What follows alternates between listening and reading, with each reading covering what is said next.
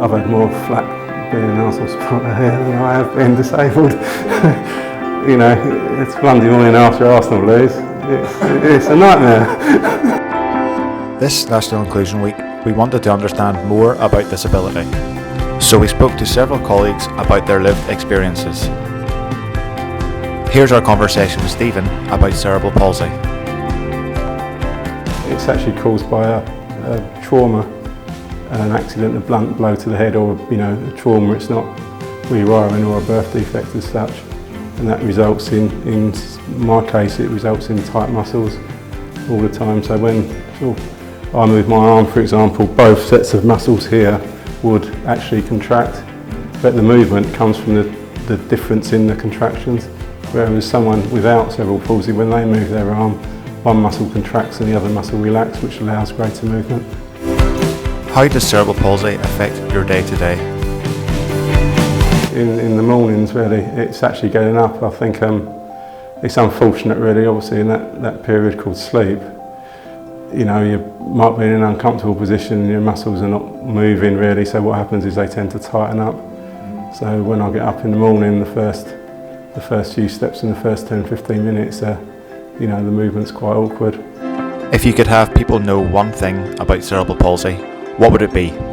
So sometimes people are quite quick to jump in and try and help me, whereas sometimes it's more awkward if people try to help. So it's just giving me a few seconds, and obviously if I do need help, I'm quite blunt in asking for it. So just because it looks a bit cack-handed, it's not necessarily. I don't think it's cack-handed. It's the way I do things. If you could bust one myth about cerebral palsy, what would it be? I'd say it's actually a physical disability. People with it can have actually,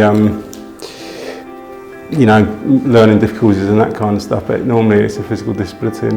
Been the odd occasion, especially at weddings, where people start talking about it and I get told that I haven't got cerebral palsy because I'm not in a wheelchair, or they know someone who's got cerebral palsy and they can't speak. And in that situation, it's quite funny, really. Depending on who they are, I would actually put up with them and say, yeah, it's not worth the argument, Stephen, just agree with them and tell you you've got something else and move on.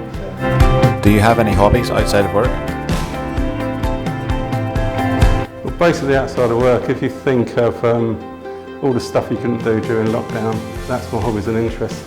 It wasn't the easiest 18 months to go through as far as my hobbies are concerned, because a lot of them are fairly active. I play a lot of squash, play a lot of table tennis.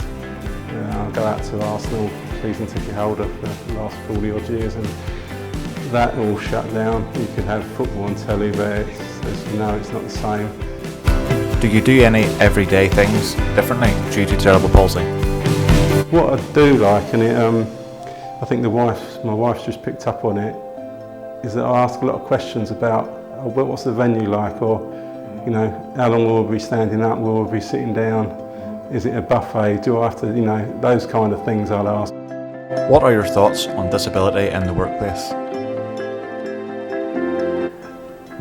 I do use an expression, I haven't really used it at work before, but some people worry about the glass ceiling, but disabled people tend to worry about the concrete floor. I'm not saying that we will eventually meet the glass ceiling, I know we will, but at the moment, it's can we get off the concrete floor, really. Hertfordshire County Council is a disability confident employer. Visit our website to have a look at our current vacancies.